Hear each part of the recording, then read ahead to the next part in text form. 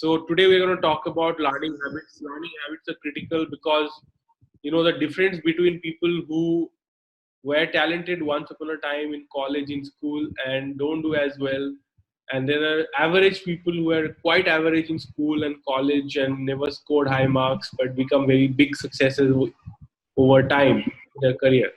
And only thing that is different between them is learning habits. Some people stop learning while other people never stop learning. And of course, people who never stop learning have a huge advantage in their career. Remember that you go to school for a very short time. You go to college for a very short time. Total maybe 10 to 15 years, 17 years, 18 years, depending on how many degrees you are doing. But your career is long. Like I was just speaking to a lawyer, and he said that his father so far had a career of 70 years. 70 years legal career. Can you imagine? That's how legal careers can be. Huge, long, very long. And imagine whatever you've achieved maybe in 2, 3, 4, 5, 10 years of your career. Imagine what you can achieve in 70 years, right? And I when I look back at my own career, I have had so far. I started early. I started when I was in my third year of college. I started working. But if I discount that, then I'm doing my current company, which is fifties and LawSikho. I've been doing for the last 8 years independently, and before that, I worked for 1 year in a law firm. So yeah, I mean 9 years since college. But how old am I? I'm just 32. Okay, and a lot of people say that wow, 32 is old. 30 is old. After 30, you are like old. But the reality is that it's not. I mean, there's at least 30 years of career ahead of me. 30 years. Okay, at least 30 years. That's a lot of time. 9 years. Whatever I have achieved, I can't imagine if I keep working like this for the next 30 years, what I can imagine. And my friend Abhyuday, also my partner at LawSikho, he recently was telling me about how he was reading a book, and it talks about how people's lot of skills peak really in their 50s. 45 to 50, 60, some of the skills peak. And it's crazy. Like, a lot of skills that you have today, they are going to get developed to a great extent. And by the time you're 50, they're going to peak. That's great. Like, imagine the things you'll be able to do in your 50s, you can't even imagine doing in your 30s.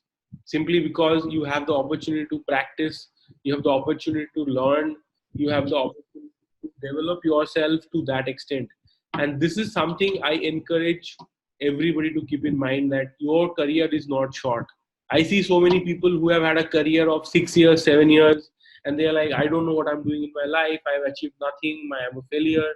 But they don't understand that 6, 7 years is nothing compared to the 30 years they have ahead of them, or 35 years they have, 40 years they have ahead of them. And that's a, for example, a Supreme Court judge practices till they're like 65. Okay, I'm not even talking about that. I mean, that's just imagining. And then there are lawyers. Ram Jethmalani is over 90. Okay, he's like 92 or 93. So he has been practicing for the last almost 70 years. Imagine what you achieve in that time, right? So I think that's a great idea, to have a perspective that probably you're going to hit your peak of your career in your 50s, and you're just in your 30s, 40s, 20s, whatever it is. There is time ahead of you. There is time to perform. And remember that if you learn things over a period of time, if you grow over a period of time, that's likely to stay with you. Things that grow too fast, things that you do through a shortcut, you pull some tricks and you grow unnaturally fast, organically. Those things often do not last. What lasts is what you let it grow organically over a period of time, very slowly. Okay, so you won't believe this, but what happens to people when they win a lottery? Say you're a poor person, you buy lottery ticket and you win the lottery, the dream, right? You win the lottery and you get $1 million. What happens after that? You might get $10 million. You win like a jackpot.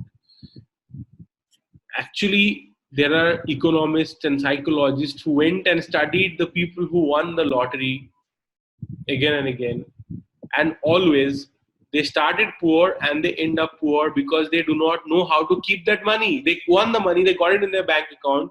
First thing, 30% tax went away. Rest of the 70%, they very soon, things happen to them. Like they make bad investments. People come and ask them for money. Their family members pressurize them to spend in one way or the other. Things happen to them and they do not retain the money. Like if you earn money suddenly, it disappears suddenly. And it has happened so many times. The first person who won the Kaun Badega Crore Poti Thi, 1 crore, somebody won. He's a pauper. He was on the roads after near 5-6 years, and that's what happens. So what makes you rich, what makes you successful, is not a sudden success, but learning habits, things that you learn over a period of time, habits that you develop over a period of time, that makes you rich, that keeps you rich. So it's often said that rich are not rich because the money they have, but also because of the habits they have developed over a period of time, the way they manage their money.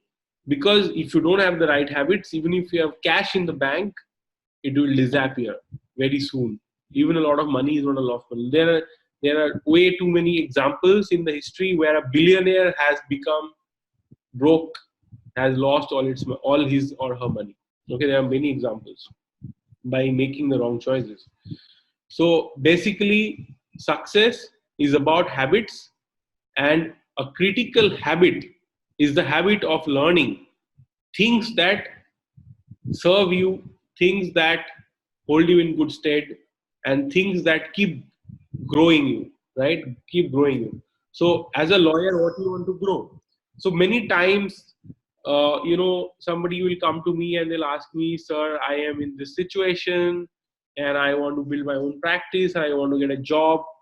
What should I do? And I know some of you may be here in the class who had that conversation with me. I say that, how many skills do you know?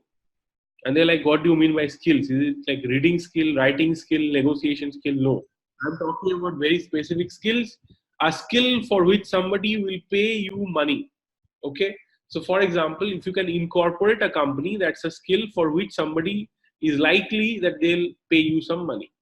Okay. If you, let's say you can handle, something as simple as if you can handle mutual consent divorce. Okay. There is no legal strategy involved.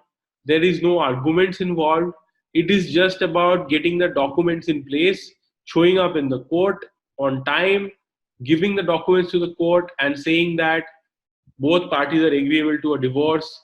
So please, pass the motion and, approve the motion. And the judge, if he finds everything is in order, he will approve of the motion. That's it. There's nothing else involved in the whole process, right? So there's nothing difficult. Anybody should be able to do it. But only one thing is that you should know how to do it. Because if you don't know how to do it, you will show up at the court with the wrong documents, or maybe you will not have the right documents, or maybe you have drafted your petition wrong. Maybe you have missed out on critical clauses. And then what will happen? Court will say, sorry, we cannot do this. You come and go and fix an XYZ and come back. So your clients will have to go back and they'll be pissed off that why did not you tell me XYZ? Okay, for something as simple as that, you're supposed to produce the original photos of your marriage during the mutual consent divorce proceeding. If you do not produce you have already submitted them to the court. Okay, but during the proceeding, you have to bring the originals. If you do not bring the originals, then court will not consider, and they will say that, okay, we are giving you a next date. On the date, you bring those documents. And they'll give you a date after 2 months, 3 months, depending on how much matter is there in the court. At least you will get a 2 months date. Imagine the problem of the people who came thinking that they're going to get the work done. They have to come after 2 months. Probably they'll fire you as a lawyer, right? So this is a skill. There is no very hard difficult job over here, but if you know how to do it, at least in Delhi or in Bombay, the going rate is between 30,000, 50,000 to get a mutual consent divorce done. Okay, it's a skill.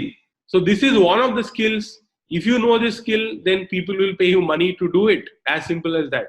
So, you know, there are skills and you have to learn skills. So what I tell my students when they say that, sir, what can I do? I don't know where to start.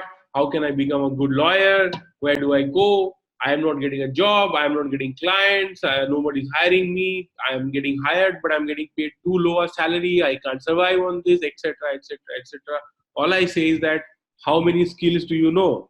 And I have a thumb rule, and I have not done any survey. I have not done any scientific study, but I have a thumb rule. And the thumb rule is that